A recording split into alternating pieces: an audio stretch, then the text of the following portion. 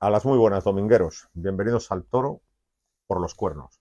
Hoy vamos a hablar de José Matías Bernardos, el Raboso. Antes de comenzar con el programa de esta semana, no olvides suscribirte a nuestro canal para no perderte ninguna de nuestras ediciones. Y si quieres que YouTube te avise cuando publiquemos un programa, activa la campana.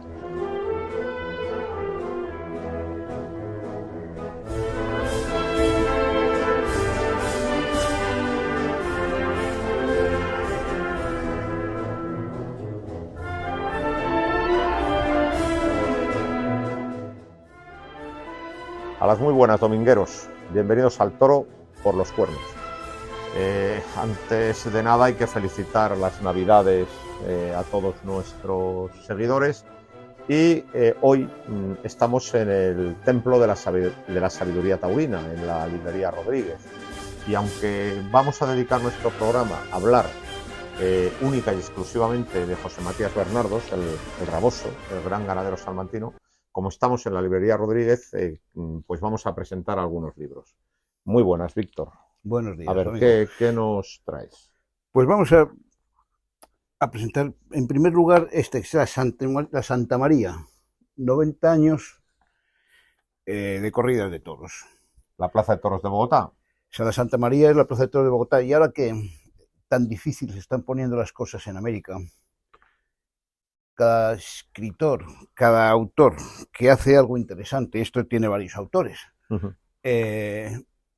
sobre las plazas de toros de América o en España, pues evidentemente hay que presentarlos. Enseña el libro. Es un libro, la verdad es que muy bonito, con abundantes fotos, y hace una relación de todos los festejos que ha habido en la Plaza de Bogotá desde 1931 hasta 2021.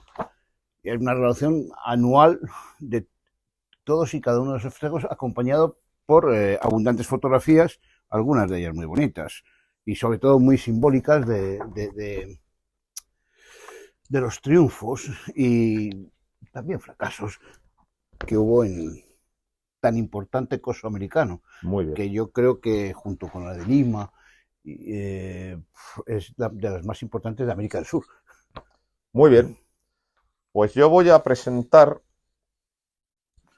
este libro, Mi gente, de Pepe Dominguín. Bueno, pues Pepe Dominguín era hijo de Domingo Dominguín, el matador de toros a quien Joselito le dio la alternativa en 1918, y eran tres hermanos. Domingo, que fue una persona muy inquieta y que tuvo una vida muy azarosa; Pepe, el del medio; y Luis Miguel, el hermano menor, que es el más conocido, porque Luis Miguel Dominguín fue una gran figura del toreo de los años 40, 50, bueno, hasta los años 70. Bueno, pues Pepe, sobre todo, tuvo fama por ser un gran railetero, un gran banderillero. Y en el año 1979 pues escribió este libro, que es un compendio pues de todas las aventuras de su familia. Es un libro encantador, es un libro delicioso y desde luego yo se lo recomiendo a todos los aficionados, porque los dominguines han sido unos personajes muy particulares dentro del abigarrado mundillo taurino. Unas personas... Y del no taurino. Del no taurino. Unas personas con una inteligencia natural excepcional, muy simpáticas, con un gran don de gentes y que han sabido desarrollarse, han sabido, relacionarse muy bien tanto con la gente del toro como con gente muy importante de fuera del toro. Por lo tanto, es un libro encantador. Esta es la primera edición, que sin duda es la más bonita, porque además está llena de fotos, pero también tenemos la edición más actual, más moderna, que hizo Alianza Editorial, que no tiene fotos, pero que también es más barata, ¿no? Yo creo que es un libro vivencial, pues muy interesante, que todos los aficionados tienen que tener en su biblioteca. Pues yo voy a presentar el segundo libro que ha hecho Ángel González Jurado, Reales Plazas de Toros desde el siglo XVII al XXII. Hizo un librito que se llama Por la calle de Alcalá, que hace un recorrido de todos los rincones importantes taurinos, de la calle hasta de Madrid, ¿no? Y aquí hace un recorrido, el mismo recorrido, por todas las plazas reales y no tan reales que ha tenido Madrid, la ciudad de Madrid.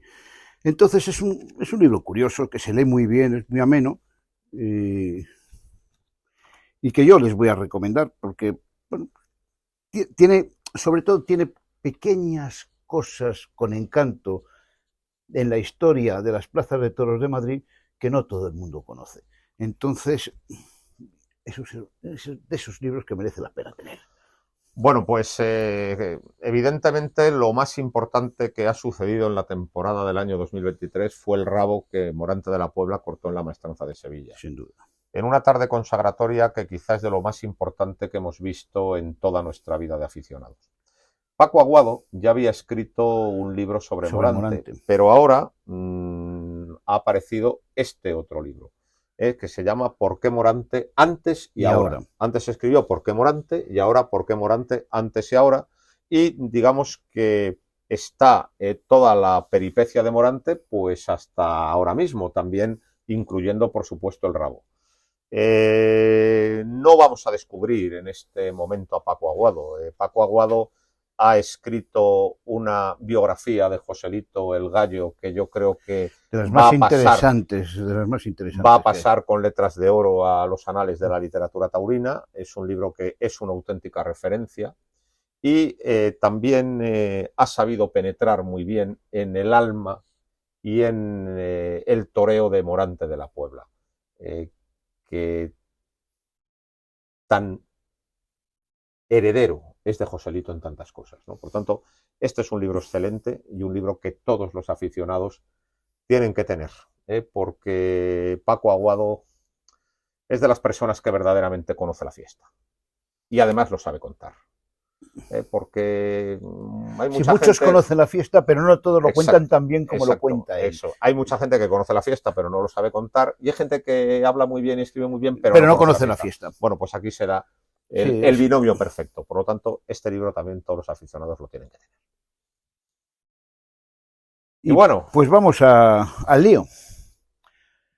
Como verán, hoy me he cortado el pelo, me he puesto chaqueta para presentar el nuevo libro de Domingo Delgado de la Cámara, El Raboso y su misterio.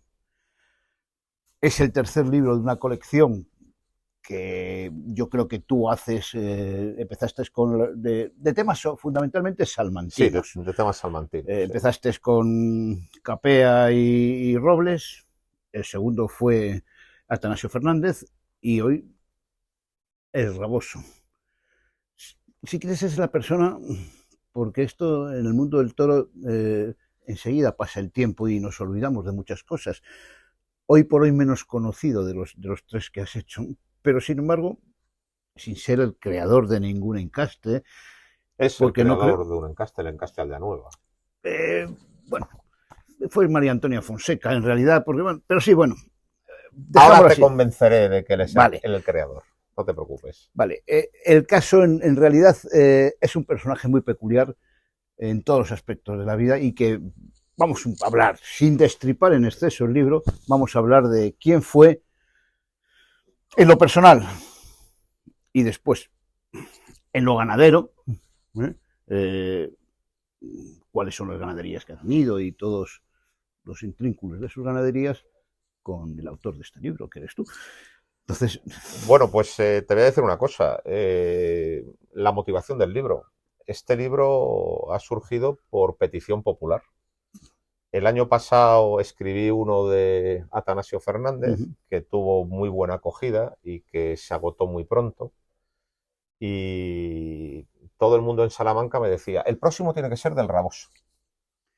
El próximo del Raboso, ¿eh? Escribirás sobre el Raboso. Total, que claro, ante tanta insistencia, pues que sea el Raboso. Ya que empezamos a hablar del Raboso, yo me imagino, y vamos a empezar, si te parece bien, por lo personal y luego hablaremos por lo taurino. Ese afán del Raboso es por la curiosa, digamos, vida personal que ha tenido. La primera pregunta, Pepe Raboso, le llaman Pepe Raboso, yo creo que sea, ¿por qué es el Raboso? Es el apodo, ¿no? Pero ¿por qué? Es un apodo familiar. Su familia es oriunda de Santi Espíritu y el Raboso tenía un abuelo que no hablaba bien, que tenía problemas de dicción. y tenía un perro que era un perro muy agresivo y un perro que se tiraba a la gente. Total, que aquel hombre, cuando iba por las calles de Santi Espíritu, pues advertía al vecindario: que está raboso. Meteros en las casas que el perro está raboso. Quería decir que el perro está rabioso, pero no sabía decirlo. Y entonces, con aquello de que el perro es raboso, pues al final toda la familia se quedó con el apodo. Y los rabosos son los rabosos. Exacto. O sea, los Bernardos, a partir de entonces, todos eran los rabosos, porque su hijo era el rabosín. Exacto. Los Matías Bernardos. Y viene de eso, viene de un abuelo que pronunciaba mal el español y que decía que el perro estaba raboso, en lugar de decir que el perro está rabioso. Una cosa, ¿Matías nombre o apellido? No, apellido. En realidad, porque muchos consideran, y sobre todo la Unión de Criadores lo consideran como nombre. Fíjate, porque si tú ves en la relación de nombres, pone, está en la B, bueno, de Bernardos. En realidad, se llamaba José Gabriel Matías Bernardos. José por su padre, Gabriel por un abuelo, que además fue su padrino de bautizo, Matías como primer apellido y Bernardos como segundo. Pues bueno es decirlo, porque casi todo el mundo cree que ese Matías es nombre. Incluso la Unión de Criadores de Toros Lidia, que lo tiene ese Matías como nombre. Bueno, y nació en el puerto de la Calderilla, donde ahora están actualmente los frailes. Exacto, donde actualmente están las ganaderías del Puerto y el Pilar. Y nació en el puerto de la Calderilla un 13 de enero de 1913, porque sus padres estaban de renteros en esa finca. Y entonces, pues nació donde su familia estaba explotando una finca, pero toda la familia era de Santi Espíritus. Y es el sexto. Es el sexto. Tuvo 5 hermanos antes, pero los 5 se murieron. Porque en aquel entonces la mortalidad infantil era enorme. Y el único que fue viable fue el raboso, que tiene 5 hermanos enterrados en el puerto. Una cosa curiosa también. Sí. Bueno, lo que quiere decir que el raboso, o Matías Bernardos, era un hombre muy del campo, muy de extracción, muy humilde, o al principio, supongo. Yo no lo pregunto, diría de no esa lo manera. sé. Es decir, había renteros que acabaron ganando mucho dinero y comprando las fincas que explotaban. Me estoy acordando, por ejemplo, de los Lisardos. Y un poco sucede lo mismo con el raboso. Tiene un abuelo que se llama Domingo Bernardos y que es quien compra la finca Cilloruelo, que es una finca en el municipio de Tenebrón, donde estará siempre la ganadería. Es la finca más importante donde luego pastan sus toros, que es una finca grande, porque debe tener 800 hectáreas. Tenía 1000 en 1000 hectáreas. O sea entonces, pues Cilloruelo era una finca muy grande y la explotaba su abuelo, Domingo Bernardos. Y estaba de rentero, Domingo Bernardos en Cilloruelo. E hizo un viaje a Madrid, al que también fue raboso, que entonces era un adolescente, para comprar la finca al marqués de Ivanrey. Y el marqués de Ivanrey le vendió la finca. Eran los tiempos de la Segunda República, unos tiempos convulsos, donde muchos aristócratas prefirieron desprenderse de sus posesiones. Sus bienes, pensando que llegaba la Segunda República y lo más probable es que se la expropiaran. Entonces, que se la expropien a este hombre y que no me la expropien a mí. Efectivamente. Y luego también, sobre todo, para tener dinero líquido para poder escapar, ¿no?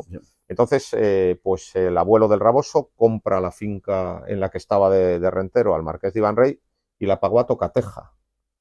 Entonces, aunque en un origen no tuviera fondos, el tener, porque era de los que llevaban el dinero con una goma, sacado de la faja, la pagó a tocateja, o sea que dinero sí que manejaban.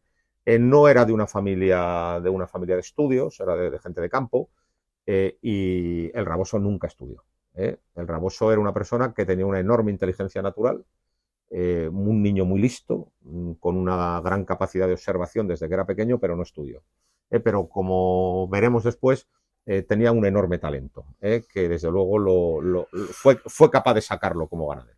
Sí, yo me imagino que en un principio, además de ganado bravo, o antes de ganado, tendría otro tipo de ganado, de todo tipo y condición, con el cual, pues es con el que harían dinero. O sea, sí, es decir, tuvieron ovejas, tuvieron cochinos, además la finca Cilloruelo también tenía una parte importante de labor, y también tenían ganadería de lidia, pero una ganadería de segunda, con orígenes poco claros. Es decir, el padre y el abuelo del Raboso ya tienen ganado bravo, pero ganado de origen incierto y destinado pues a las capeas. Digamos que el primer ganadero importante que tenga un hierro de la Unión, o un hierro de primera, y de un historial o de una raza conocida es el Raboso. Sí, es José Matías Bernal. Hay que aclarar que en aquellos tiempos había la Unión, que eran los toros de primera que se podían lidiar, aunque después en la República hubo un poco de desmadre en eso y se crearon varias asociaciones de ganaderos. Pero bueno, el caso es que todos los ganaderos importantes, excepto alguna excepción como Juan Belmonte, que recuerdo... Pero luego volvió. Es decir, en el momento, efectivamente, la Unión de Criadores de Toros de Lidia se fundó en 1905. Sí. Uno de sus objetivos precisamente era la lucha contra los tratantes y excluir a los tratantes de las corridas de toros y de las novilladas picadas en las plazas importantes. Y dejar los tratantes para las capeas y novilladas y ese objetivo se consiguió. Sí. Y como tú has dicho, la Unión se escinde en los años 30 con el pleito de Pajés. Exacto. En el que también estaba metido Belmonte, y se separa la Unión en distintas organizaciones, pero acabada la Guerra Civil... Todos se unen de nuevo se constituyen los sindicatos verticales, verticales impulsados por el falangismo. Entonces el sindicato vertical falangista tenía dos grupos. El primer grupo, lo que se llamaba los ganaderos de primera, que eran todos los que habían estado alguna vez en la Unión antes de la Guerra Civil, aunque luego se hubieran salido. Entonces se constituye el grupo de primera, y el grupo de primera es el único que tenía derecho a lidiar en corridas de toros y en novilladas con picadores. Y luego había un grupo de segunda, que eran los que nunca habían estado en la Unión, que no tenían derecho a lidiar en festejos picados. Salvo que hicieran la prueba, una cosa se llamaba la prueba, ¿no? Entonces, solo podían lidiar en festejos sin caballos. Y la única forma de pasar del segundo grupo al primero es lo que tú has dicho, una prueba que consistía en varias novilladas y al final una corrida de toros. En la lidia de 4 novilladas y 2 corridas de toros en plazas de primera y segunda en un plazo de 5 años. Sí. Pero muy poca gente se acogió a la prueba. Era mucho más fácil, lo que hizo nuestro amigo, es comprar un hierro. Eso es. Comprar un hierro y entonces ya inmediatamente al que comprabas un hierro, aunque no te hubiera ganado, ya pertenecías a la Unión. No. O aunque te hubiera ganado y después lo eliminaras. No, pero el ganado que había en el hierro tenía que ser de la Unión. Claro. Perdón, de la Unión, de primera. Claro, pero después tú, ese ganado, muchas veces comprabas... lo podías eliminar.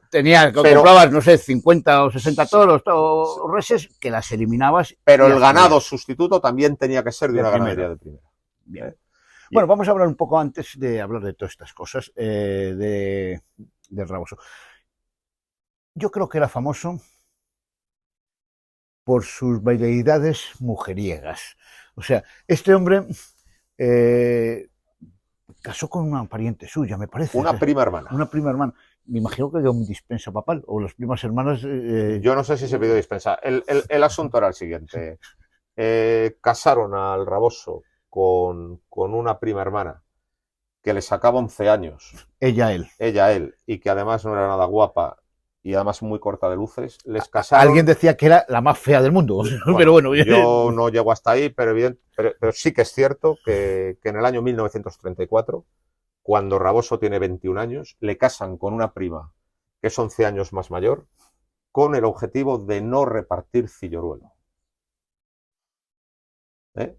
Digamos que su prima hermana era hija única.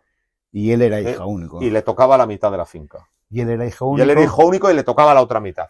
Luego había más familiares, pero digamos que en el reparto de la herencia de Domingo Bernardo les habían tocado otras cosas.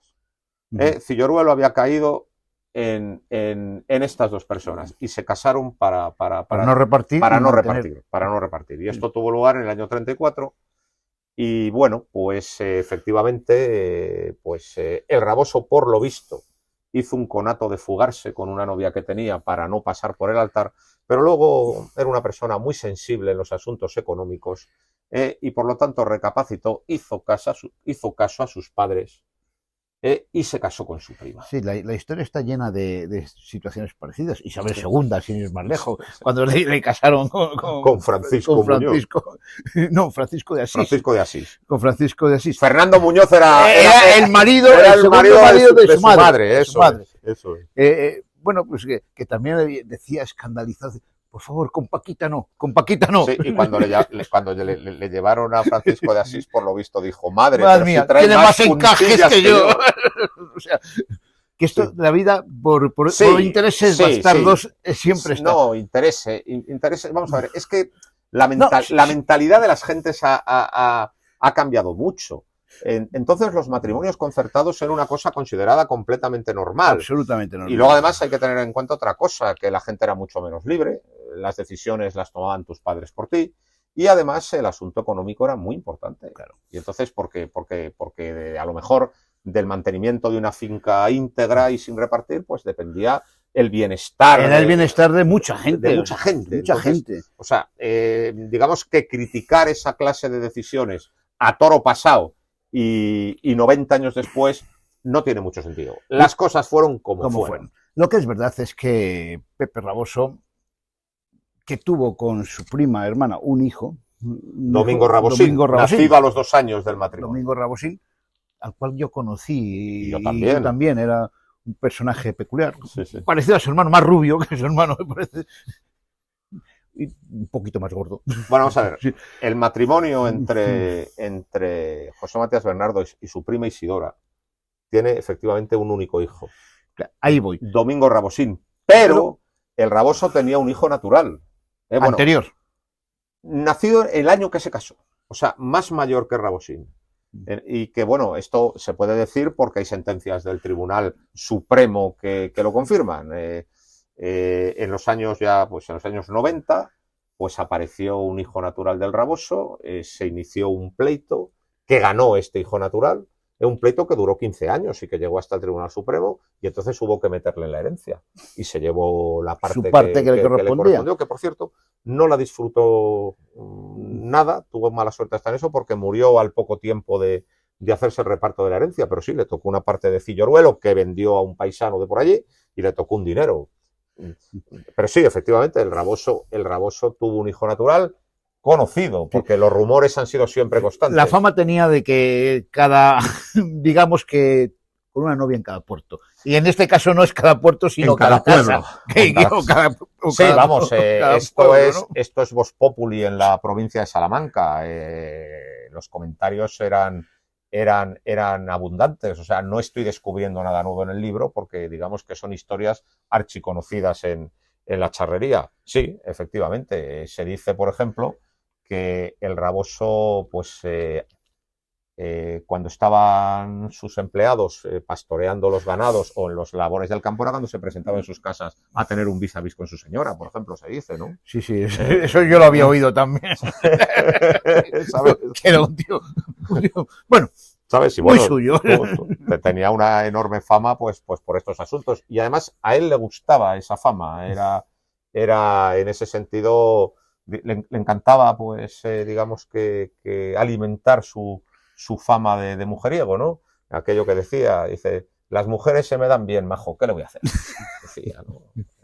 Y sí, tuvo un montón de aventuras y bueno, pues... Bueno, luego, pasado el tiempo, primero tuvo una ganadería de Bravo, luego compró otra ganadería de Bravo, que de ellas hablaremos un poquito más adelante, y luego lidiaron... su hijo también se hizo ganadero, estando él con vida, me parece. Estando él con vida... No. ¿Cómo es la cosa? El Raboso era el que tomaba las decisiones hasta que se murió. Y se murió pues en el año 1996. Y Domingo, su hijo, solo le sobrevivió 2 años. Hasta el 90. Hasta el 98. Domingo se había casado con una maestra nacional que se llamaba Argentina. Y Domingo no tiene hijos. Entonces, al final, quienes ahora mismo tienen la ganadería son unos sobrinos de Argentina, porque Domingo no tenía herederos directos. Pero Domingo estuvo muy poco tiempo al frente de la ganadería, porque, como he dicho, solo sobrevivió 2 años a su padre, y mientras su padre vivió, Su padre siempre tomó las decisiones. Tomaba todas las decisiones. O sea, Domingo, pocas cosas, vamos, ni pinchaba ni cortaba casi nada. Yo traté con Domingo y era un tío simpático, pero vamos a decir que no era una persona, vamos a decir, muy espabilada ni muy despierta. Digamos que la obra de Aldea Nueva jamás la podría haber completado él. Es exclusivamente de José Matías Bernardo. Bueno, pues hemos hecho un poco la semblanza. Bueno, vamos a hacer un poco la semblanza ganadera, porque que yo sepa tuvo dos ganaderías. El primero compró una de las partes en que se dividió la ganadería, lo de Sánchez de Coquilla. Lo de Sánchez Fabrés, de Coquilla. Bueno, sí. Sánchez... Sí. Fíjate que siempre me ha extrañado de los hierros de Salamanca. Había 3 hierros que siempre me han parecido curiosísimos, ¿no? En Salamanca. En Salamanca. Uno, el Marqués de Bayamo, que tenía como una escritura china que no sé lo que significa. Una letra china. Una letra china que no sé lo que significa. Otro, el de Sánchez Fabrés, uno de los Sánchez Fabrés, que tenía una cruz gamada. ¿Bien? Y otro, el de Raboso, el de Matías Bernados, que era una interrogación. ¿Por qué la interrogación? Bueno, pues en el libro aparece. Y ya que estamos hablando de eso, quiero saludar a don Alicio. Don Alicio es el sobrino del Raboso. Tiene 92 años, pero a pesar de su avanzada edad, pues está perfecto. Hecho un chaval. Está hecho un chaval y además tiene la cabeza completamente en su sitio, es un buen conversador y me ha contado muchas cosas. Pues me imagino muchísimas cosas sobre aventuras y desventuras de la familia. De su tío el Raboso. Total, que don Alicio me dijo que cuando compraron la parte de Sánchez Fabrés no sabían qué hierro poner. Entonces estaban en torno a una mesa camilla discutiendo qué hierro ponían y precisamente Isidora, la mujer del Raboso, pasó por allí y les veía discutir y dijo, menudo problema el hierro de la ganadería. Esto es una auténtica interrogación. Y dijeron, ¡ese! El hierro. Sin embargo, fíjate que él les iluminó. Esa es la teoría de don Alicio. Pero hay otros autores que dicen que el hierro ya estaba creado. Estaba creado por la familia Sánchez Fabrés para Dolores Sánchez Fabrés, que es la parte que compra el Raboso. Y además otra cosa, el Raboso tenía mucho interés en tener un hierro de primera y ganado de primera, porque ya era ganadero de segunda para los pueblos, pero eso a él no le dejaba satisfecho. Él tenía mucha afición y lo que quería era una ganadería importante para poder lidiar en Madrid y sitios por el estilo. Entonces, evidentemente, en el trato fue muy importante la existencia de un hierro de primera. Lógicamente, por ese motivo, yo creo más entonces la segunda versión, aunque la primera es mucho más bella y bonita, porque es muchísimo más bonita. Se me hace una cosa que es curiosa. Fíjate, tengo aquí, ya que estamos en este templo de la sabiduría y que tienen todos los libros, pues he cogido 2 libros. 2 anuarios. 2 anuarios. Y fíjate, en este anuario vemos que la interrogación está al final. Y aquí está al principio. Sí, señor. Vamos a enseñarlo. Este es un anuario antes del año 70. Esta es la relación del año 55. Sí. La interrogación es al final. Y esta es una relación del 87. La interrogación es al principio. El cambio de la interrogación, yo lo he comprobado en mis libros, ocurrió en el año 72, 73. ¿Por qué? Pues tú fíjate que el cambio no le supuso la pérdida de la antigüedad. Pues es curioso, ¿no? Es una cosa que se cambió y nadie le dio ninguna importancia. Y no sé por qué. Y no sabes Yo creo que fue una pura casualidad. Sí, que seguramente quisieron un hierro nuevo y entonces lo pusieron y empezaron a errar siempre al revés. Al revés, pero no existe tal porque, como ya he dicho, es decir, no hubo una pérdida de antigüedad. ¿No? Es una de las cosas curiosas que tiene este hierro. Yo te cuento cómo fue un poco el asunto de comprar lo de una parte de Sánchez Fabrés. Sí, porque Coquilla, que era una ganadería muy importante, luego se dividió entre un montón de hermanos, no sé cuántos. No fue exactamente así. Coquilla efectivamente es una ganadería muy importante. que viene de una compra que hizo Francisco Sánchez de Coquilla en 1916 al conde de Santa Coloma. Que sacó toros extraordinarios en la historia ganadera. Sí. Y luego, además, esa compra se completa con otra compra en 1920. Y le vendió el conde de Santa Coloma a Francisco Sánchez de Coquilla una cosa extraordinaria porque inmediatamente se lo matan las figuras. Se lo matan las figuras hasta tal punto que el toro de Coquilla en los años 20 y 30 era el toro preferido de los ases. Y la corrida de la beneficencia generalmente era de Coquilla. Entonces era una ganadería muy importante, una ganadería muy barreña, que casi no tenía saltillo dentro de lo que es Santa Coloma, y una ganadería pues de mucha nobleza, aunque Chicuelo advertía: cuidado con los coquillas, que a veces son dulces como rosquillas, pero a veces, que normalmente son dulces como rosquillas, pero a veces son picantes como guindillas. Entonces, era una ganadería muy bien considerada, muy del gusto de las figuras, pero pecaba también de poca cara, que es una de las cosas. Es una ganadería que ya en los años 20 y 30 parece de los años 40 y 50. Una ganadería muy terciada para la época. Con muchos problemas en la época. Yo con ganaderías que con grandes broncas por la presentación del toro de Coquilla, pero que es verdad que daba toros extraordinarios. Y no sé qué cantidad compró, pero no debió ser mucho lo que tenía lo que compró de Coquilla. Pues no lo sé. Yo te cuento un poco cómo es el tema del asunto de Coquilla. Coquilla está en la cumbre. Por cierto, es una ganadería muy relacionada con Juan Belmonte. Juan Belmonte, cuando reaparece en Madrid en el año 25, es con una corrida de Coquilla y hace una gran faena al toro Tormento. Y luego, en la última tarde de Belmonte en Madrid, ya en la plaza actual, en el 35, le corta el rabo al toro Cicón de Coquilla también. Por lo tanto, digamos que a Coquilla lo mataban los mejores. Por cierto, Coquilla se sale de la Unión, porque era amigo de Juan Belmonte y de Pajés. Y volvió. ¿Pero qué pasó? Pues que Paco Coquilla se arruina en tiempos de la Segunda República. ¿Por qué se arruina? Se dicen muchas cosas. Se ha dicho que el problema es que tenía muchas fincas en arriendo y entonces pues se incrementó el precio de los alquileres y no lo pudo satisfacer. Se ha dicho que le gustaba el juego. Pueden ser un montón de cualquier cosa puede ser verdad. Total, que lo que hizo Coquilla fue ir vendiendo la ganadería en varias partes. Y la última parte, que era la más selecta, compuesta por las últimas 72 vacas y 2 sementales, se la vende a Justo Sánchez Tabernero. Justo Sánchez Tabernero no era aficionado, pero su hijo Alfonso sí, Alfonso Sánchez Fabrés. Alfonso Sánchez Fabrés es el que pone el hierro que a ti te gusta de la Cruz Gamada. No me gusta, no es que me guste, es que son las 3 hierros que a mí me parecen muy curiosos, o sea, como este o como en la letra china, que también me pareció, que se lo preguntaré a mi amigo Pepe en China a ver si sabe qué significa, porque Sánchez Fabrés pone el hierro ese y en el año 1951 pues hay un reparto de la herencia y digamos que Sánchez Fabrés pues quiere comprar una parte de finca que le había tocado a otro beneficiario de la herencia. Entonces, para capitalizarse y tener dinero para comprar parte de la finca que había perdido, decide vender parte de su ganadería, concretamente el lote que era de su hermana Dolores. Y entonces el Raboso se entera. Y claro, el Raboso le interesa la operación porque es la forma de tener una ganadería de primera y desde luego poder ascender, ¿no?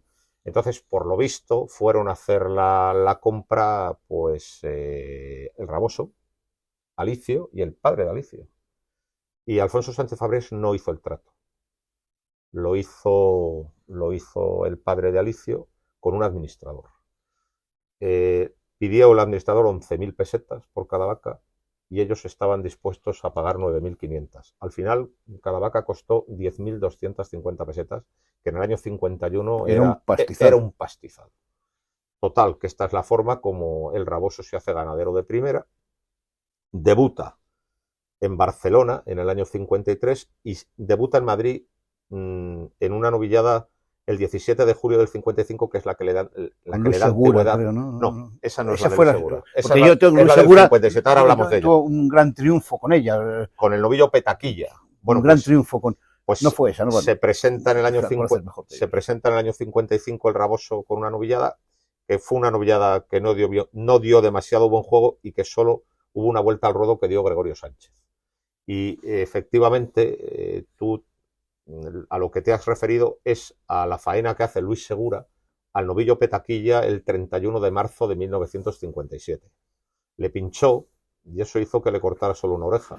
Pero en los anales de la Plaza de Toros de las Ventas, la faena de Luis Segura al novillo Petaquilla siempre se dice que es de las fue de las más grandes faenas que ha habido de novilleros. Por eso recordaba y sabía sí, que era con toros, no sabía. Mira, pero era de aquella época. Además tenemos la foto de Luis Segura toreando a Petaquilla.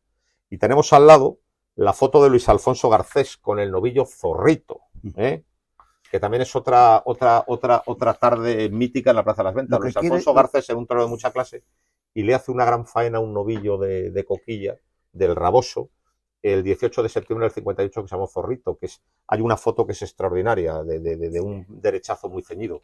Por lo tanto, con los Coquillas, Raboso se pone muy rápido a lidiar novilladas con los novilleros punteros. Sí, está claro que la exigencia entonces de la Plaza de Madrid no es la exigencia actual, era una exigencia mucho más baja, permitían que toros más terciados se lidiaran y sobre todo con menos arboladura, porque no tenían demasiada arboladura los Coquillas, es cierto. Pero tú fíjate, ya empieza a tener problemas. El día de la gran faena de Luis Alfonso Garcés le desecharon 2 y se lidiaron solo 4 del Raboso y 2 de Juan Antonio Álvarez. Y el Raboso solía lidiar en las plazas de Balañá, que era su principal cliente, pero siempre que en esos años finales de los 50 hay una novillada de lujo en Madrid, tiene que ser del Raboso. Y luego en los años 60 empieza a lidiar corridas de toros. Y uno que le mata corridas de toros en plazas secundarias es el cordobés. Pero el Raboso ve que le cuesta entrar con corridas de toros en los sitios importantes. Y ya estamos hablando de los años 60. O sea, antes de que llegara la nueva crítica y las nuevas exigencias. Y eso que dentro de lo que cabe, yo creo que el Raboso siempre daba bien de comer a sus toros, o sea, ¿o no? Depende. Porque luego bueno, hablaremos luego, porque luego hay que decir que yo me imagino que por esos problemas y él, que quería que lo mataran a las figuras y siguiera matando, compró otra ganadería, y esa sí es de procedencia Domecq, de los Domecq de Salamanca, como dicen, bueno, o sea, de María Antonia Fonseca, ¿no? Efectivamente, bueno, pues María Antonia Fonseca no tuvo hijos, era muy rica. Y entonces lo que hizo fue apadrinar a 2 niños, hijos de gente que trabajaba en la finca. Y apadrina a una niña y apadrina a un niño. El niño se llama Domingo Fonseca. O sea, los nombra hijos suyos. Y Domingo Fonseca es el que toma la decisión de comprar 50 vacas y un toro a Juan Pedro Domecq. Había tenido una ganadería ya antes, de Coquilla precisamente, pero Domingo Fonseca ve que con eso salen buenos los novillos, pero más allá de las novilladas no pueden lidiar. Entonces Domingo Fonseca compra a Juan Pedro Domecq y es la primera vez que el toro de Domecq pone su pie en Salamanca. Es lo primero por eso digo, son los primeros toros, por eso digo los Domecq de Salamanca, porque son los primeros Domecq que llegan a Salamanca. Es lo primero que en tiempos que Domecq no eran los Domecq de ahora.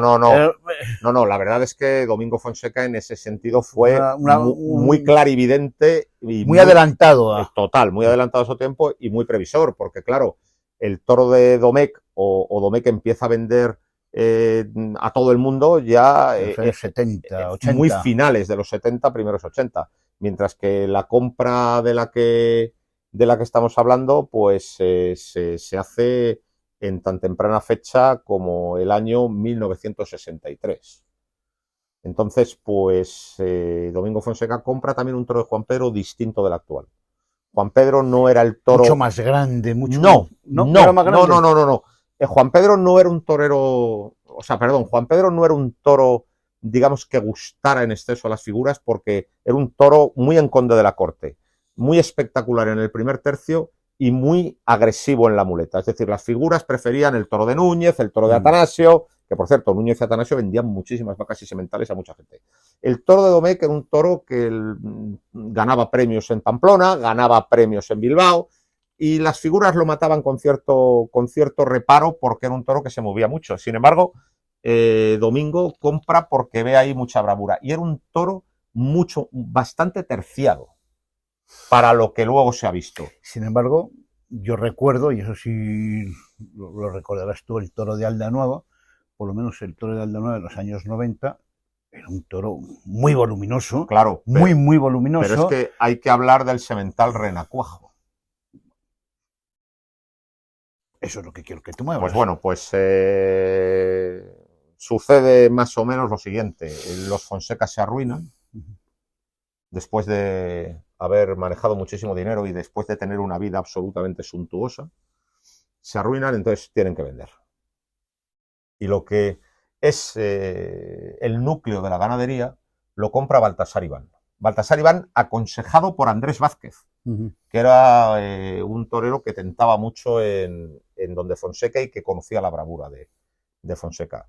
Y además, Baltasar Iván tenía una ganadería muy buena, de origen Contreras, pero también estaba viendo que se le estaba quedando pequeña y que tenía dificultades para lidiar en sitios importantes. Entonces pensó que comprando esto podía aumentar algo el volumen. Entonces, Baltasar Iván compra la práctica totalidad de la ganadería de Fonseca, también con hierro y divisa, y lo anuncia como los Guateles. Los Guateles, correcto. ¿Por qué los Guateles? Porque los Guateles es un arroyo que pasa por el Escorial, que es donde estaba la finca de Baltasar Iván. Hay que decir que de los Guateles es el famoso toro que mató a un maletilla, ¿te acuerdas? Que se le tiró al cordobés. En el año 81. En el año 81, y que... En Albacete. Después parece ser que los Guateles, esto ya es de otra cosa, se lo vendió a los curas o se lo regaló a los curas o algo de esto. Baltasar Iván muere sin hijos y bueno, tiene una herencia bastante polémica de la que se habló mucho. Entonces, una parte va a parar a sus sobrinos, que es la ganadería de Baltasar Iván, y otra a los jesuitas, por eso digo, que es la ganadería de los Guateles. Pero si tú te das cuenta, el toro de los Guateles es un toro muy fiel a lo que es el conde de la corte. Un toro bajo, un toro con cara y un toro con una bravura muy temperamental. Es un toro muy distinto a lo que luego será el toro del Raboso. Y luego también otra cosa que se ve con relación al toro de Domecq es que el toro de Raboso es mucho más grande que el toro de Juan Pedro. Es inmenso. Yo de los toros más grandes que yo he visto, por eso te decía que será... que lo de María Antonia Fonseca, pues ya me has dicho que no, pues yo no lo sabía. Pues eso. Pero que sí sé que, lo que sí sé positivamente, que el toro más grande de Domecq que yo he visto pues, es el toro de Aldeanueva. Pero era ese inmenso. Es un toro que hace el Raboso. Es decir, es un toro del Raboso. Es del Raboso, es decir, tenemos a la vista cómo eran los toros de los Guateles, que eran unos toros terciados y tal, pero el Raboso hace una cosa, ¿no? Primero, ¿qué es lo que compra el Raboso? Pues el grueso de la ganadería ha ido a parar a Baltasar Iván, pero por lo que sea que no he sido capaz de descifrar el porqué, no se llevó Baltasar Iván la camada de Heralas.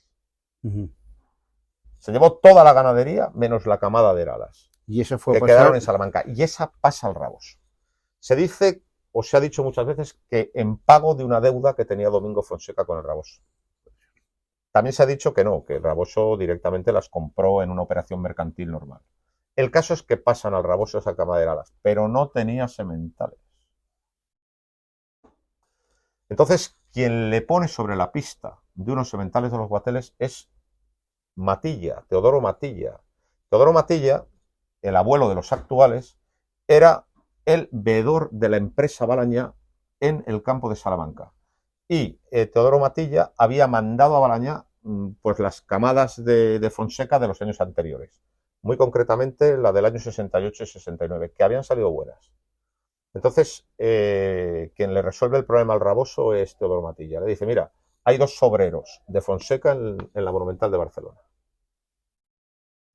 Entonces, aquellos sobreros que estaban en la Monumental de Barcelona fueron a parar a manos del Raboso. Que también se ha hablado mucho, que si se tentaron en la plaza de Barcelona y salieron tan buenos que no los mataron. Que si luego se tentaron en Salamanca, que si se echaron a las vacas sin tentar. Se ha hablado mucho de ellos. Bueno, el caso es que son los toros que va a echar el Raboso a las Heralas de Fonseca, que no se tentaron, fueron directamente al toro. Y había dos, eran dos. Uno se llamaba Potasero y otro era Renacuajo. Renacuajo era feísimo. O sea, Renacuajo era un auténtico camello. Alto, Ensillado, eso es, con la columna vertebral completamente ensillada, parecía que tenía joroba. Y por lo visto, Renacuajo había estado toda la temporada en la Monumental de Barcelona. Y cuando se ofrecía a las cuadrillas, que por aquel entonces había muchos toros en Barcelona, jueves y domingos, cada vez que el toro se ofrecía a las cuadrillas para que entraran de sobrero, el toro era tan alto y tan ensillado que las cuadrillas preferían otro. Y esa fue la forma de que se fue salvando y acabó se salvó y acabó siendo semental. Y fue a las vacas. Y fue bueno. Extraordinario. Sí, y entonces, las cosas extrañas, un toro tan feo. Feísimo, pero salió extraordinario. Y aquí se ve que el Raboso era una persona que tenía muy claro lo que quería. Porque claro, ese toro es el típico que por sus hechuras a los toreros repugna. Y para los ganaderos y los ganaderos clásicos le dirían, es con esas hechuras no se puede, pero él vio que lo daba extraordinario, lo echó constantemente a las primeras becerras, a las hijas de aquellas, a las nietas, y es lo que le hace la ganadería, y es un toro muy vasto y muy feo, viene de ahí. Cosa curiosa. Y sí, que era colorado. Sí, porque es verdad. Por eso porque una de las características que tiene Aldeano es que casi, pues yo no sé si el 70% es muy colorado. Casi todo es colorado, ¿no? Sí, también otra cosa que se ha dicho es que en la ganadería no mandaba el Raboso, sino que mandaba Pedrés, que tenía una gran amistad con el Raboso. El Pedrés, la figura de Albacete, yo no creo, ¿no?, de los años 50, que luego recaló en Salamanca. No, yo creo el Raboso era una persona que tenía mucha personalidad, sabía escuchar a todo el mundo, pero luego tomaba sus propias decisiones. Entonces, ese toro hace de la ganadería del Raboso una ganadería, un encaste completamente distinto. Es, digamos, el encaste más moderno que hay en la Cabaña Brava, porque tiene una antigüedad, pues se configura en los años ya 80. Entonces, lo que hace el Raboso, al principio lo yerra todo con la interrogación, entonces tiene una parte pura de Coquilla, otra parte pura de Fonseca y otra cruzada. Sí, es lo que la siguiente pregunta era esa. Y cruzó las dos, ya me has dicho, sí, cruzó las tres, sí, y lo mantuvo las tres partes. Tenía tres partes.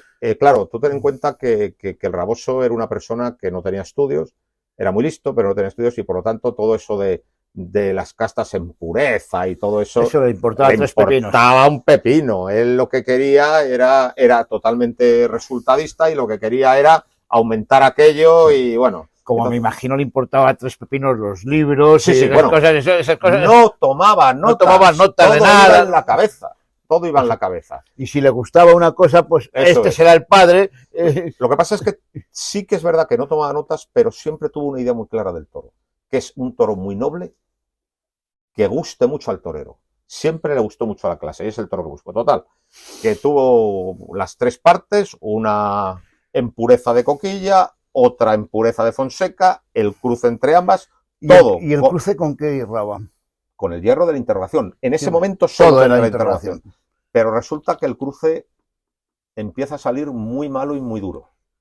El cruce Coquilla. Y sobre todo lo que le asusta es un toro en Valencia, en las fallas del año 81, que se deja vivo Damaso González. Y fíjate cómo tuvo que ser de malo el toro para que Damaso González se le dejara vivo, con lo poderoso que ha sido ese torero. Y entonces eso es lo que le fuerza y le anima, y lo quita, ¿no? A quitar el cruce. A quitar el cruce. Pero hubo un toro del cruce que sí que salió muy bueno y que además hizo historia en esta plaza. A ver si te acuerdas de él. No me acuerdo. El toro de los quites, de Ortega sí, el de Ortega Cano, es verdad. Hicieron como 27 quites. Bueno, no sé, una barbaridad. El toro de los quites, es verdad. Ese tenía el hierro de Coquilla, pero un toro enorme, estaba cruzado, y ese salió bueno. Pues ese toro creo que pesaba 660 kilos. Carapuerco. 660, fíjate, no me acuerdo, pero sí me acuerdo de un toro de Coquilla, que era cruzado, con 660 kilos, y le hicieron 27.000 quites. Sí, ese toro se le dio el 27 de mayo del 86. Ese día yo creo que vibró la plaza como pocas veces ha vibrado la plaza de Madrid en un tercio de quites. Esa fue la excepción. Entonces, lo que decide el Raboso es eliminar el cruce. Y entonces es cuando se decide a lidiar con dos hierros independientes, uno para Coquilla, el de la interrogación, y otro hierro. Entonces, en el año 1979 compra uno de los hierros que había en la Unión, que era el de Carlos Sánchez Rico. También... Que había sido también de origen Contreras, en su tiempo. Entonces, de Contreras... Creo que también de Salamanca. Sí, también de Salamanca, de la familia Terrones.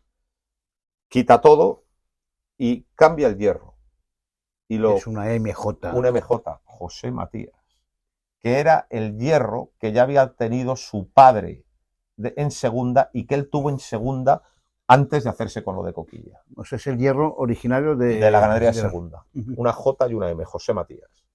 Entonces empieza a errar de modo independiente y el primer toro que se lidia en Madrid de Aldea Nueva, por cierto, se llamaba Aldea Nueva porque la ganadería porque había comprado una finca que se llama Aldea Nueva, que está rayana con la frontera de Portugal. Total, que el primer toro que se lidia con el hierro de Aldea Nueva, pero todavía metido en una corrida de Coquillas, seguro que te acuerdas, es el toro Niñito, lidiado en la feria de San Isidro del 85, con el que Gillo cortó su última oreja en Madrid, sí, vestido señor. De Burdeos y azabache. Y fue un toro que tuvo poquita fuerza, pero tuvo una clase extraordinaria, y Gillo le hizo una gran faena. Sí, porque yo creo que a partir de esos años viene una cierta decadencia en Aldea Nueva.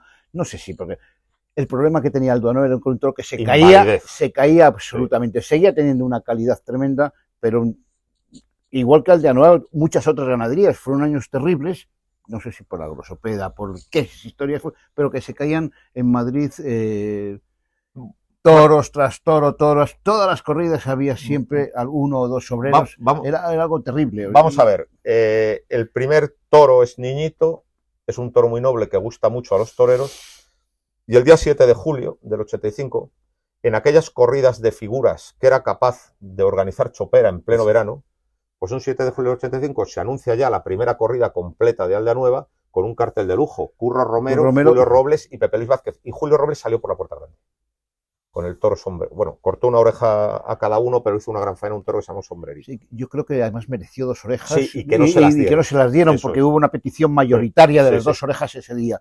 Bueno, pero esa faena hace que Julio Robles salga por segunda vez a hombros en su carrera y sobre todo consagra la ganadería. Es decir, todos ven que es un toro, todas las figuras, que tiene una nobleza y una clase extraordinarias y que no aprieta nada y que no pone ningún problema y además que tiene la ventaja de que son enormes y que siempre van a pasar, no hay ningún problema.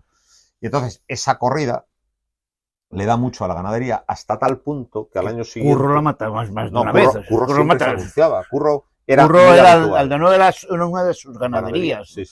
Entonces al año siguiente se anuncia Aldea Nueva en San Isidro con un cartel que también te acordarás que son toros de Aldea Nueva para Curro Romero, Paco Ojeda y José Miguel Arroyo Joselito, que confirmó la alternativa. La corrida fue floja, hubo sobreros, pero hubo un toro que se llamó Cotidiano, con el que confirma la alternativa Joselito y que le cortó una oreja, y con esa oreja Joselito se puso en figura y aquella noche pues firmó 50 corridas de toros. Y ese toro salió buenísimo. Y a partir de ahí, lo que tú has dicho, lo mataban siempre las figuras, pero la ganadería tenía siempre muchos problemas de fuerza. Sí, o sea, no tenía ningún problema de trapío, porque el trapío, ya te digo, eran monumentales, de lo más grande que veías en el campo, pero de los toros más flojos que veías también en las plazas, o sea que... Sí, pero ahí pasaban varias cosas. Que eso no quita que saliera siempre, porque tuvo la suerte que de vez en cuando salían toros excepcionales. Yo creo que ahí pasaban varias cosas. La primera, era una ganadería muy consanguínea. Claro, porque yo no sé si eso le interesaba al Raboso o ni cayó en ello. El Raboso le daba igual la consanguinidad, es decir, cruzaba constantemente padres con hijas. Y claro, eso tiene de bueno que los caracteres positivos se fijan de una manera muy firme, pero tiene de malo que las enfermedades y las malformaciones empiezan a abundar también. Eso por un lado. Luego, además, era un obseso de la clase, y la clase, sabes tú perfectamente, que se lleva muy el agua al vino, el agua al vino, y al final siempre se puede aguar demasiado. Y luego otro problema es que Raboso le daba igual la sanidad, daba igual que, o sea, tenía un montón de vacas y le parían la mitad porque allí no vacunaban ni nada de nada. Le daba esa clase de asuntos, o sea, los asuntos relativos a la crianza le daban igual. O sea, él era un gran alquimista, seleccionaba muy bien en su criterio de calidad, pero los temas sanitarios, de alimentación, le traían al fresco. Entonces... Sí, está claro que era un ganadero absolutamente particular. Bueno, y para que veas hasta qué punto era particular, que una de sus costumbres era echar 2 toros a la vez a las vacas. Y el que ganaba se llevaba la vaca. Claro, y cuando algún ganadero... Esa era una costumbre muy del siglo XVIII y XIX. No, claro, el toro más... ¿Quién va a ser el semental? Pues yo le echo a una vaca que esté en celo 7 toros y el que gane se la lleva. Claro, es la forma de que en cuanto sale una vaca en celo hay un semental que la monta. Y que se peleen los otros y a mí que se matan todos, no pasa nada, pero lo importante es que el que se la monta es el bueno. Los ganaderos antiguos tenían varios toros a la vez, pues precisamente por eso, para que en cuanto una vaca salía en celo, alguien la montaba y entonces se aseguraba pues de que el más... ninguna vaca se quedara vacía o se quedaran vacías pocas, y además que la camada fuera muy uniforme, porque todos nacían al mismo tiempo, todos los becerros, mientras que, claro, cuando tienes un solo semental se tiene que tomar un trabajo, no puede montarlas a todas todos los días, ¿no?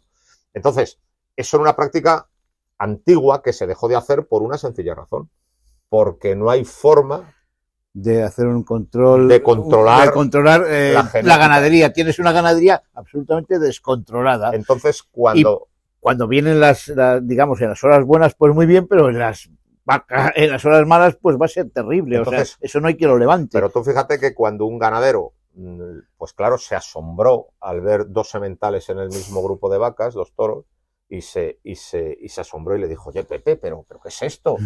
¿Cómo tienes 2 toros a la vez con las vacas? Pues el raboso le dijo, ¿pero qué más te da? Si los 2 son igual de buenos, majo. Esta era la mentalidad. Pero luego hay una anécdota genial. Tú sabes que quedaban a comer todos los martes en Ciudad Rodrigo todos los ganaderos. Y allí van todos, y allí va el raboso, claro. Que hablaba poco, pero lo que hablaba lo decía con mucha gracia. Vamos, yo que hablé con él alguna vez. Total, que pues eso, el raboso no apuntaba nada, todo lo llevaba en la cabeza, no tenía ningún control y tal. Y allí quien iba mucho, porque le admiraba mucho y era muy amigo de él, era Juan Mari Pérez Tabernero, uno de los hijos de Antonio Pérez de San Fernando, que por cierto fue matador de toros en los años 40, total. Y además tuvo una ganadería que era también de las favoritas de las figuras durante los años 80, o sea, decir... 60 y 70, o sea, decir Juan Mari Pérez Tabernero era, digamos, que el núcleo duro del 7, por decirlo de alguna forma, si detestaban a alguien, no era tanto Aldo Mex, sino era lo de Juan Mari y de Antonio Pérez. Claro, y Antonio Pérez era lo más odiado. Y ¿no? Galache también estaba en ese, pero Galache estaba en ese grupo. Pero Juan Mari era el number one. Total. Que Juan Mari era muy amigo del raboso, iba a comer con él y todos los martes a Ciudad Rodrigo. Total, que un día Juan Mari lidia una corrida que sale malísima. Y llegó allí a su casa diciendo a su mujer, trae los libros que los voy a quemar todos. ¿Pero qué vas a hacer, Juan Mari? ¿Pero qué vas a hacer? ¿Cómo vas a quemar? O dice, sí, los voy a quemar todos. Porque yo me paso las horas apuntándolo todo, escribiéndolo todo, y no me embiste un toro. Dice, y el raboso que no apunta nada, le embisten todos. Esa anécdota sí la había oído alguna vez. Sí. Es significativa de lo que es un ganadero personal único, intransferible y además que no puede traspasar. O sea, te quiero decir, es él y cuando él desaparece, esa ganadería es difícil. Puedes crear otra ganadería diferente, pero es difícil que sobreviva, ¿no? Hombre, ahí... ¿Qué sucedió con la herencia ganadera del raboso? Pues lo de Coquilla lo vende en el año 1990, se lo vende a Juan Manuel Criado, un hombre de negocios de Ciudad Rodrigo, y la verdad es que el debut de Juan Manuel Criado con los Coquillas es espectacular. Es la novillada de Auxilio Holgado. Auxilio Holgado era la mujer de Criado, la del año 90, donde Caballero sale por la puerta grande y Cristo González también. Es decir, lo que le vendió de Coquilla al raboso salía excelente. El problema es que estaba muy consanguíneo, tenía muchos inconvenientes sanitarios y aquello al final desapareció. Y con respecto a... Imposible que saliera bien porque alguien que como hacía él, pues aguantaba pues 3 generaciones las vacas. Llegaba un momento que... Esto es un descontrol, En ¿no? cambio, lo de Aldea Nueva, sí que el encaste de Aldea Nueva, porque fue el que creó él. Es decir, lo de Coquilla del raboso tenía mucha clase, pero era una cosa que ya le había venido hecha. y que salía muy bueno. En cambio, lo de Aldanueva lo crea él, apostando por el feísimo toro renacuajo, ¿no? Entonces, lo de Aldanueva, a finales de los años 80 y primeros 90 se pone muy de moda en Salamanca. Es decir, todos los ganaderos quieren tener algo de Aldanueva. Y digamos que el Raboso, en ese sentido, es generoso, les atiende y les vende. Y... cede sementales a mucha gente, o sea, él no tenía problemas. Sí, además, tú quieres sementar, pero si tiene otra cosa, pues... además era un tipo, el Raboso era un tipo que rendía culto a la amistad. Es decir, se trataba muy bien. Sí, yo iba a hablar que amigos. Era hombre de apretón de manos, exacto, como dicen. O sea, un apretón de manos es la palabra. O sea, no hacía falta que sea el apretón de manos. Total, que el Raboso se pone muy de moda lo del Raboso y vende. Y vende a Moisés Fraile el Pilar. Moisés Fraile en el año le vende las camadas de alas del 86 al 87 y 20 vacas viejas. Y lo primero que hizo Moisés es sanear aquello. O sea, le aplica vacunas para erradicar toda clase de enfermedades, que era lo que no hacía el Raboso, y los resultados fueron muy buenos desde el principio.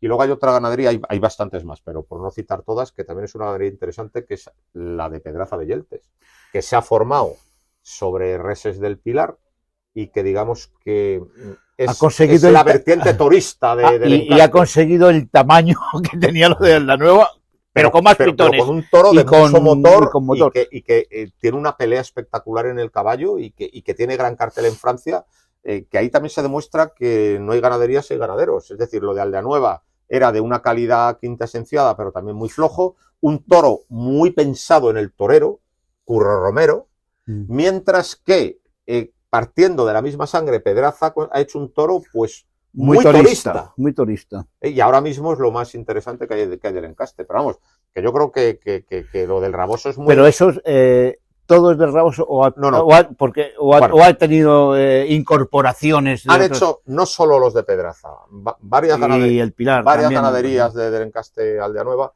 han hecho préstamos con toros de encaste Domecq. Claro, o sea, te quiero decir que lo que no querían de ninguna forma es más consanguinidad. Eso con es. O sea, Evitar el problema de consanguinidad, por eso digo, con otras. Exacto. Y eso, como las vacas eran buenas, a pesar, vamos a quitar de consanguinidad y entonces, sí, es decir, aportamos sangre nueva. Las ganaderías actuales del encaste Aldeanueva en Salamanca, pues han hecho todas tienen refrescos puntuales. Cruzas para refrescar la sangre y evitar la consanguinidad. Pero vamos, que tanto en manos del Pilar como de Pedraza, pues es un encaste que sigue vigente y además es muy interesante porque es el encaste más actual, más moderno. Tú ten en cuenta que la mayoría de los encastes se definen en los años 20 y 30, que es cuando explota Vista Hermosa. Esto se ha definido en los años 80.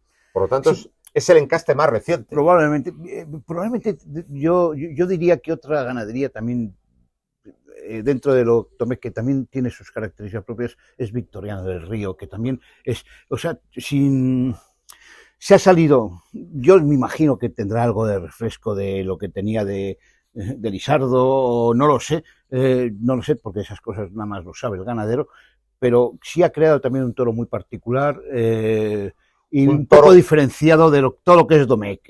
Un toro muy particular, pero que se configura antes que Aldeanueva, digamos que es el penúltimo encaste que se define, es el de Torre Estrella, el de Álvaro Domecq, en los años 50, que es... sí, pero ese tiene incorporaciones Domecq con Núñez y con algo de... Por eso digo que ese tiene... Y creo que Pinto Barreiros. No. Sobre todo lo de Torre Estrella es Domecq, Núñez y algo de Veragua.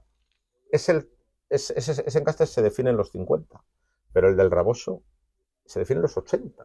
Por lo tanto, es el encaste más moderno. Era todo un personaje.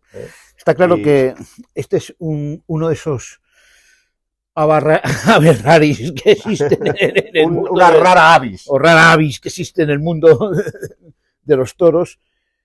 Y único, intransferible. Totalmente. Y absolutamente incopiable. Totalmente. Y yo creo que por eso merece la pena... Te voy a contar leer este librito, una conversación que tuve con él, que además la transcribo. Pues nada, él ya estaba muy mayor y aunque no era hombre de bares, tenía su cuartel general por las tardes en el Hotel del Cruce de Ciudad Rodrigo. Y allí que le veías, estaba sentado delante de su café con su faria y tal igual. Y bueno, yo pasé por allí varias veces, pero nunca entablamos conversación, hasta que un día nos oyó hablar de toros. Y fue él quien se acercó y nos preguntó a todos los aficionadillos jóvenes de Madrid de aquella época quiénes éramos y tal igual. Y me acuerdo de dos perlas que escandalizaron a todo el mundo, pero que demuestran comer al raboso. Dijo, sí, dice, mis toros son muy feos, pero qué bien me los matan. Sí. Y luego salió el tema del afeitado y dijo, dice, yo lo del afeitado lo tengo resuelto desde hace mucho tiempo. Ay, ¿cómo? Dice, nada, los afeito todos yo al principio de temporada y ya cuando vienen y ya les digo, no pidáis nada que ya está hecho. Claro, ¿sabes? Esta era su mentalidad, ¿sabes? Sí, él criaba toros para que se lo mataran las figuras. Y nada más. Esa era su ilusión. Y esa es su ilusión. Su ilusión es que la figura del momento matara a sus toros y triunfara, cortara 2 orejas y rabo y saliera por la puerta grande con sus toros. Eso es. Y era pues un hombre muy de campo y muy particular en todo lo que hacía y en toda su vida. Lo que se demuestra también es que se puede triunfar como ganadero por muchos caminos. O sea, Victorino ha obtenido el triunfo por un camino muy distinto al raboso. Pero todos los grandes ganaderos comparten una cosa en común, que aunque tienen ideas muy distintas, todos tienen muy claro en la cabeza el toro que quieren conseguir. Y consiguen el toro que quieren conseguir, porque muchos lo intentan y la mayoría se quedan por el camino. Porque no tienen las cosas porque claras. No tienen claro, o porque no han tenido suerte, que hay de todo en esta vida, o porque se arruinan al intentarlo, pero hay algunos privilegiados, como es el raboso, que sí consigue su toro, o como Victorino, que también ha conseguido su toro en su día, y cada uno consigue todo lo que quiere conseguir. Y aquí pues es un toro para figuras, pero es verdad que es un toro peculiar, ha creado su encaste propio, ha tenido 2 ganaderías de 2 encastes total y absolutamente diferentes. Ha triunfado con las dos, y ha triunfado con las dos, que es muy complicado, porque lo normal que en un ganadero es que tú tengas tu propia ganadería, sea un fracaso rotundo esa ganadería, eliminas lo anterior y ¿qué haces con una nueva ganadería con la cual sí puedes triunfar? Bueno, pues en una entrevista que le hicieron al raboso sobre sus toros, dijo, me los quitan de las manos, majo. Bueno, pues yo creo que está de las manos. Presentado lo mejor posible y señores, es la sapiencia personalizada y de estos temas sabe mucho. Muchas Por lo gracias. tanto, de este libro tendrá muchísimas cosas interesantes para cualquier buen aficionado. Y viva el raboso. Que viva. Pues nada más. Feliz Navidad y sigan viendo al toro por los cuernos. Esto ya me había inventado, pero bueno, da igual. es igual.